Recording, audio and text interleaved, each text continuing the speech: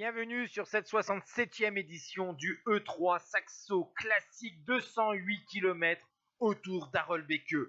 Et les choses sérieuses vont se décanter loin de l'arrivée dans le Taillenberg. 700 mètres à 6% de moyenne à 80 km de l'arrivée. Au Mats Pedersen a attaqué, suivi de Mathieu Van Der Poel. Ils vont rejoindre Aimé de Ghent et Casper Pedersen qui étaient partis 20 km plus tôt. Et Filippo Ganna, lui, va faire la jonction, bien sûr, avec le groupe de tête. Derrière, on a un deuxième groupe avec Wellens, Jorgensen, Kung, Tarling, Stuyven et Trentin. Mais ce groupe d'outsiders ne reviendra pas sur le groupe de tête, puisque devant, on s'entend entre Ganna, Mats Pedersen et Mathieu Van Der Poel.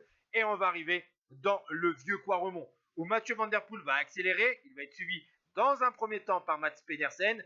Et ensuite, le Danois va être distancé par le tenant du titre, Mathieu Van Der Poel, vainqueur il y a une semaine de Milan-San Remo, vainqueur aussi du Grand Prix Saint-Main.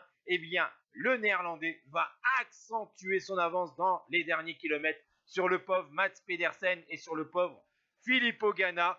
Et donc c'est une victoire en solitaire, la 3e de la saison pour Mathieu Van Der Poel sous la pluie à Arolbeke.